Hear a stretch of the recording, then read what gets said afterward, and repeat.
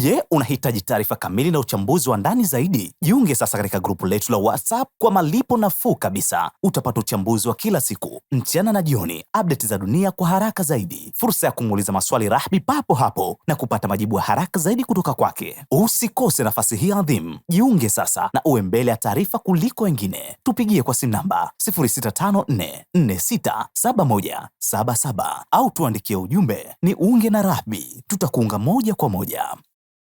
Kuna mtu mmoja aliniuliza kuwa hii swala la askari wa Marekani kuchukua pesa kwenye hii kesi ya Maduro limekaaje?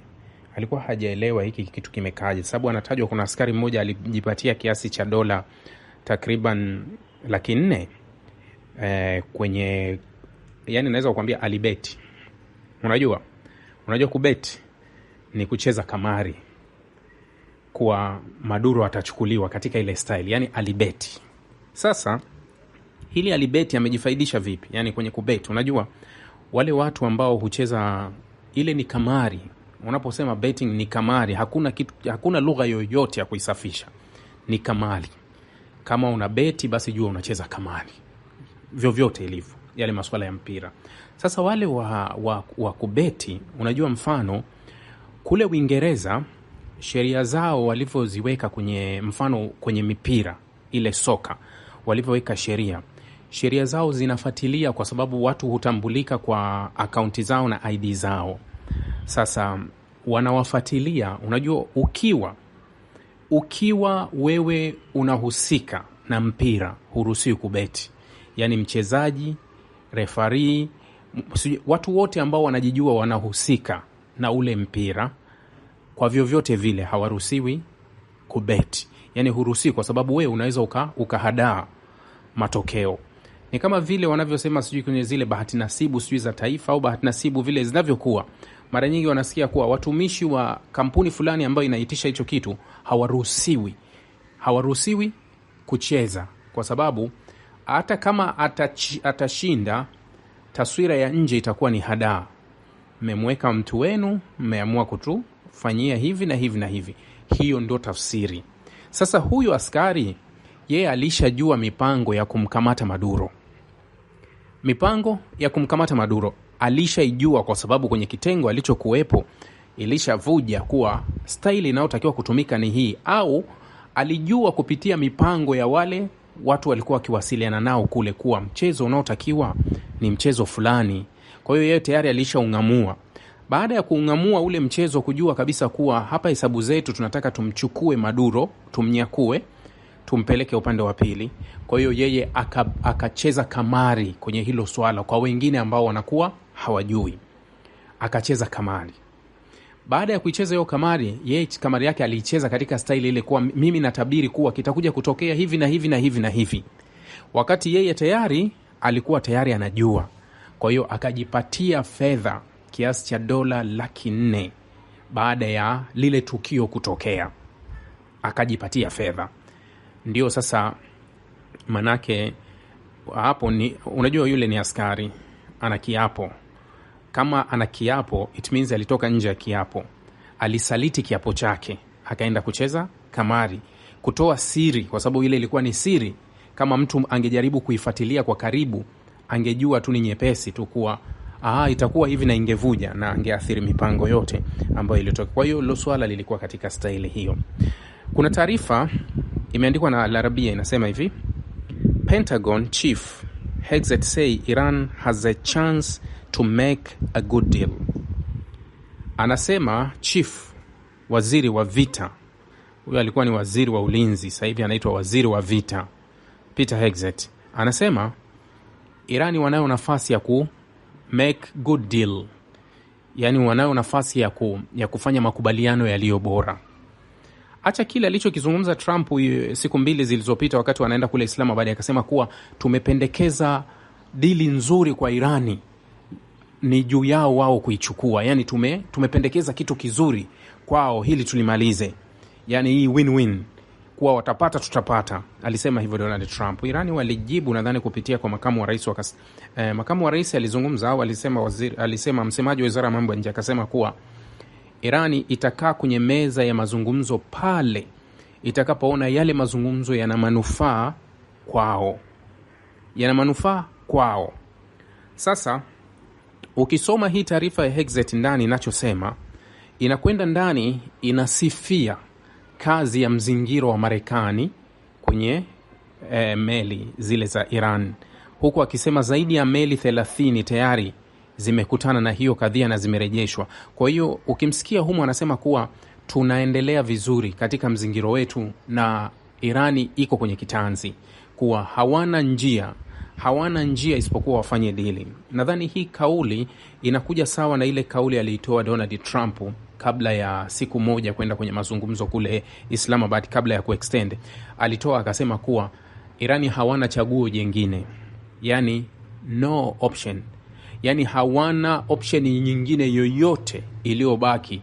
Option yao ni moja tu ya kwenda kwenye mazungumzo, vinginevyo itakuwa vibaya kwao. Ndio alichokisema wakati ule Donald Trump. Sasa Irani hawakufata option iliyosemwa na Donald Trump, wakazuia ile option ya Donald Trump, hawakwenda nayo, wakabaki kwenye option yao ya kutokwenda. Kwa hiyo hawakwenda, na kilichotokea hatuoni, kwa sababu manake jibu ni dogo tu, kuwa Trump aliposema Irani hawana option, labda yeye ndio alikuwa hana option, au inawezekana yeye alikuwa ameona njia moja, lakini wenzake waliona option ya pili, wakaamua kukaa kwenye option ya pili, halafu wakaamua kuwa tuone nini kitatokea. Sasa ukichukua hii kauli anayoisema Hexet, waziri wa vita, nenda kwenye gazeti la Israeli la Haaretz, utakutana na kauli inasema hivi: Trump is fed up with the Iran war. He could still renew it. Fed up, kachoshwa na vita ya Irani, imemchosha. Sio tu kuchosha, imemkosti, imemfikisha sehemu ambayo ngumu kwake. Unajua, wakati nakwambia hii kuhusu Venezuela, kosti ambayo Marekani alitumia kwa Venezuela katika ule mzingiro na kufanya vita ile ya nusu saa na kurudi na kufanya ile operation ile au kile kizingiti, Marekani alitumia $4.7 billion za walipa kodi wa Marekani kwenye ile operation. Lakini ni operation ambayo ilikuwa ya kimkakati na kimahesabu. Unajua, mkakati na hesabu. Leo hii Marekani, mafuta yote ya Venezuela yanapita njia ya pili, yote yanaelekea Marekani. Halafu Marekani ndio anaangalia kwa haya mafuta nitamuuzia nani na tutayapeleka wapi. Malipo yote ya mafuta ya Venezuela yatapita kwenye benki za Marekani. Halafu Marekani atafanya kama vile anafanya Iraq na Libya, kuwa tutawapa kiasi, sio vile mnavyotaka nyinyi. Kwa hiyo inakuwa hivyo katika hiyo style, tuko hivyo. Kachoshwa na vita. Taarifa hii ukisoma mbele, Israeli, Netanyahu anazungumza kwa, anasema kuwa kwa sababu imemchosha, wanaomba wao waruhusu ili waendelee, renew it, warudi kwenye mchezo. Kwa nini imemchosha? Nakumbuka nilichokuwa nikiwaambia jana na juzi kuwa kauli anayoisema Peter Hexet kuwa mbinyo wa kwenye wa meli au mbinyo wa meli za Irani utamfanya Irani achoke, aamue kusalimu amri. Nimeizungumza wazi nikasema ni swala la muda. Tutaona nani atakayechoka, kwa sababu Irani hawezi kuchoka kwenye hili. Hawezi kuchoka kipindi ambacho dunia inaumia pamoja. Hawezi kuchoka. Hawezi. Kwa hiyo ndio iko hivyo, kuwa hawezi kuchoka kwa sasa, kwa sababu anaumia, tunaumia pamoja katika mzingiro mmoja. Kwa hiyo lazima tuende katika hiyo style. Sasa ukiachana na hilo, vyombo vya habari vya Irani vinaandika hizi taarifa, na hii taarifa pia imeandikwa kwenye vyombo kadhaa vya Mashariki ya Kati. Irani Araghchi to travel to Islamabad, Muscat and Moscow, state media says. Waziri wa mambo ya nje wa Irani Abbas Araghchi ataelekea Muscat, ataelekea Islamabad and then atakwenda Moscow katika ziara ya kuyaangazia haya yanayoendelea duniani. Taarifa hii imeandikwa na Irani. Na hata kwenye Tasnim News wameiandika hivyo, Araghchi to begin tour of Pakistan, Oman and Russia, katika kujaribu kuangazia yale ambayo yanayoendelea. Sasa kuna kile nilikizungumza mchana kuhusu mchezo wa kutekana meli. Sitaki hata kulizungumza kwa sasa kwa sababu imekuwa ni kama mchezo. Irani wanasema, hii hapa taarifa imeandikwa na Tasnim News. Hii ni exclusive. Yani exclusive. Warabu wanasema hasiria. IRGC Navy seizes a Epaminondas container ship in Strait of Hormuz. Haya, IRGC wamechukua meli nyingine wameipeleka Hormuz. Niliwaambia huu mchezo ni mwepesi sana. Huwezi kucheza na mtu imara huu mchezo. Utakaa pembeni tu kwa sababu hakuna utakachokifanya ashindwe kukifanya. Yani ikifikia vile meli hazito kuwepo tena. Kwa sababu itakuwa ni kazi nyepesi tu, huyu anaenda anachukua, huyu anachukua. Yani Marekani anaziwinda kuzitafuta meli za Irani ziko wapi duniani. Irani wao ukichukua tu anasogea pale Hormuz, anavuta nyingine anaweka pembeni. Ukikaa anavuta anaweka pembeni. Utakuwa ni mchezo huo huo. Yani kitu kama hicho. Sasa kuna taarifa imeandikwa na Reuters. Hii taarifa imeandikwa na Reuters. Ni taarifa, ngoja niangalie. Inasema kuwa hii ni exclusive pia. Pentagon emails floats suspending Spain from NATO. Other steps over Iran rift, source says. Sasa hii taarifa iko hivi. Kuna email ambayo huyu anayesimulia hii, moja wa maafisa ameona email kutoka Pentagon. Email hiyo inapendekeza kuwa Marekani wanafanya mpango wa kuiondoa Hispania kuwa mwanachama wa NATO. Hispania kuwa mwanachama wa NATO. Halafu wanataka kuzishughulikia nchi ambazo hazijawaunga mkono kwenye vita, ikiwemo Uingereza. Uingereza aliwanyima kambi, wanasema Uingereza alizuia sijui nini. Hispania anachoshutumiwa na hiki ni kuwa alikataa anga yake isitumike na akakataa ardhi yake kutumika dhidi ya mashambulizi yoyote yanaelekea upande wa Irani. Sasa hapa hadithi bado haikamiliki kwa sababu hii staili utachezaje mchezo ulivyo. NATO utaratibu wao wa kujiunga unashughulisha wote, kama mnavyokuwa nawaambia, huwa unashughulisha wote. Wanachama wote wa NATO, wote 32 hivi sasa, baada ya Sweden kuingia alikuwa 32. Wanachama wa NATO wote wana kura ya veto.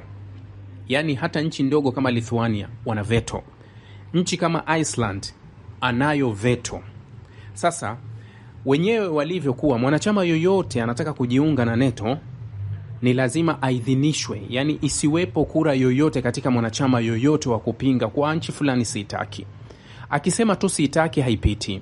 Mnakumbuka kadhia ya Sweden. Nilishawasimulia sana wakati huo. Wakati Sweden na Finland walivyoomba kujiunga na NATO.